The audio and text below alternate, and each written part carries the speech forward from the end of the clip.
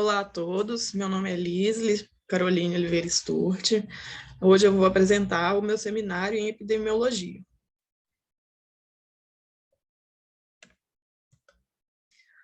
O título do meu artigo, então, é Análise epidemiológica dos atendimentos da profilaxia antirrábica humana associados a acidentes com gatos. Foi um estudo feito na Universidade Federal de Minas Gerais, no Hospital Veterinário.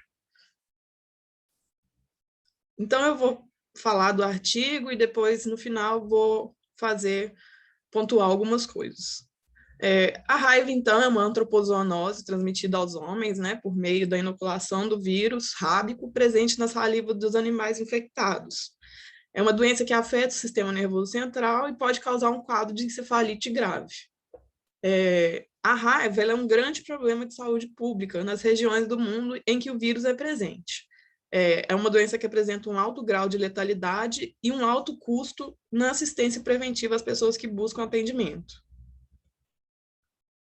No geral, o cão é o principal transmissor da raiva ao homem. Isso num quadro mundial, né? Falando assim, ele é o principal transmissor. Mas nos países onde as variantes do vírus rábico típicas de cães são controladas e a raiva transmitida por animais silvestres está presente, os gatos domésticos podem desempenhar um papel importante na transmissão do vírus rábico ao homem. Isso devido ao instinto de caça que o animal tem, né? Ele caça os animais, coisa que o cachorro geralmente não faz, e acaba contraindo esse vírus e transmitindo ao humano. O ciclo silvestre da raiva ele está em expansão no país. E em áreas urbanas, a doença ela se faz presente por meio da circulação do vírus, principalmente em morcegos. O objetivo, então, desse estudo foi conhecer o perfil epidemiológico do paciente que buscou atendimento antirrábico pós-exposição associado a acidentes com gatos domésticos em Belo Horizonte no período de 2017 a 2016. Foi realizado, então, um estudo observacional, retrospectivo e descritivo a partir da análise exploratória das fichas do atendimento antirrábico humano pós-exposição do Sistema de Informação de Agravo de Notificação, o SINAM. Esses dados foram cedidos pela Prefeitura de Belo Horizonte, envolvendo os acidentes com gatos domésticos, no período de 1 de janeiro de 2017 a 31 de dezembro de 2016. Obteve-se, então, um banco de dados contendo 2.589 fichas, para as quais foram calculadas as frequências absolutas e relativas geradas as tabelas e os gráficos em programa Excel 2013. As variáveis que foram analisadas foram data da notificação, idade, sexo, raça ou cor, data da exposição, tipo de exposição ao vírus, localização anatômica do ferimento, ferimento e tipo de ferimento. Para análise da idade dos pacientes, foi realizada uma estratificação por faixas etárias. E as distribuições das frequências entre as diferentes variáveis foram feitas pelo teste Q-quadrado. Aqui eu vou falar rapidamente dos resultados, né, que foram encontrados nesse estudo. Então, 37,4% das pessoas eram adultas do gênero feminino, com idade entre 20 e 59 anos. 88,7% dos infectados, das pessoas que procuraram esse atendimento eram residentes da área urbana, 26,1% de etnia branca e apenas 31,7% dos pacientes buscaram atendimento antirrábico com até 24 horas da exposição ao vírus rábico, que é um dado bem preocupante, né? Lesões por mordedura ocorreram em 75,6% dos casos notificados. Em relação às características dos ferimentos, 59,6% foram superficiais, 62,2% ocorreram em mãos e pés e 50,1% foram lesões únicas. Na faixa etária de 0 a 10 anos, as regiões anatômicas mãos, pés, cabeça, pescoço, face tiveram um total de 58,35%.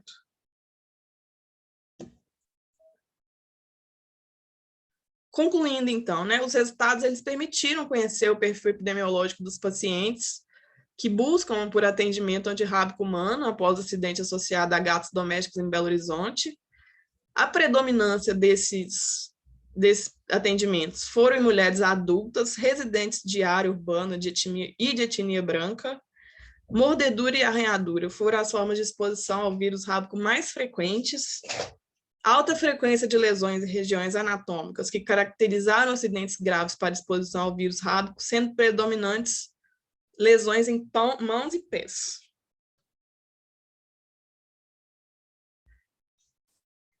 A frequência encontrada para o intervalo de tempo inferior a 24 horas pós-exposição ao vírus rábico foi baixa. Dessa forma, há uma necessidade de adoção de medidas socioeducativas, né, junto da população, para esclarecer sobre o risco da doença, principalmente envolvendo gatos, nessas regiões em que o vírus rábico circula em populações de morcego, como é o caso de Belo Horizonte. Também é necessário ter melhorias no preenchimento das fichas de notificação do SINAM. Essas melhorias elas se fazem necessárias, né, para que seja mais fácil e mais assertivo o controle dessa doença, né, e as notificações também. E aí é super importante conhecer o papel do gato como potencial transmissor da raiva em ambientes urbanos. Isso é necessário. E a gente sabe que tem poucas publicações a respeito disso, né? Qual a importância do gato nisso tudo? Então, é necessário que se façam mais estudos a respeito. Bom, esse foi o artigo, né? Fiz um resumo do que foi estudado, e agora eu vou fazer uma análise do artigo. O artigo, então, como eu já disse, é um estudo observacional, retrospectivo e descritivo. O que isso quer dizer? Que os estudos descritivos, eles têm como objetivo determinar a distribuição de doenças ou condições relacionadas à saúde, segundo o tempo, lugar e ou características dos indivíduos. Ou seja, responder às perguntas quando, onde, quem adoece. Esse tipo de estudo, ele examina como a incidência ou a prevalência de uma doença ou a condição relacionada à saúde varia de acordo com determinadas características.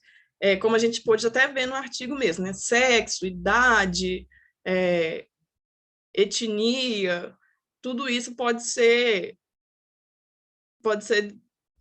analisado. Esse tipo de estudo, então, ele permite que o epidemiologista seja capaz não apenas de identificar grupos de alto risco para fins de prevenção, mas também gerar hipóteses etiológicas para investigações futuras. Dessa forma, é um tipo de estudo muito necessário, né? Ele é muito importante para que outros pesquisadores possam gerar hipóteses sobre determinadas doenças, sobre o risco que essas doenças trazem. Dessa forma, então, o artigo ele consegue alcançar o seu objetivo traçando o perfil epidemiológico do paciente que buscou esse atendimento antirrábico pós-exposição associado a acidentes a gatos domésticos. Por mais que a gente não tenha muitos dados a respeito disso, o artigo ele cumpre bem o seu papel. E ele também apresenta um N amostral satisfatório para o estudo, né? Foram quase 2.600 casos, né? O que é um número considerável. Aqui eu coloquei os pontos a serem criticados. O trabalho ele é bem assertivo, ele é bem completo, mas nas conclusões, os autores eles poderiam ter sugerido, talvez, quais medidas socioeducativas junto à população poderiam ser feitas, né, para melhores esclarecimentos sobre esse risco de acidentes envolvendo os gatos. Quais medidas que poderiam ser adotadas, né?